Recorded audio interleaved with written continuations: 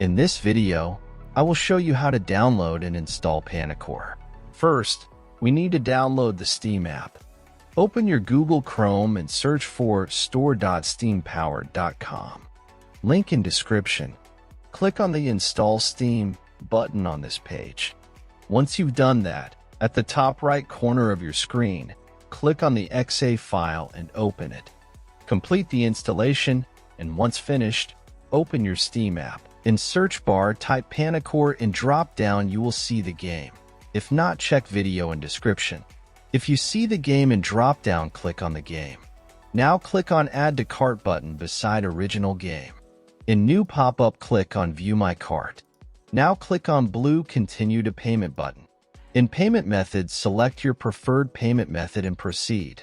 After you're done with payment, next steps I will show with game I already own. After completing the purchase, go to your library. You can use the search box to find game you just bought or navigate directly to the games category. Next step I will show on game I own. First, click on the game you want to play.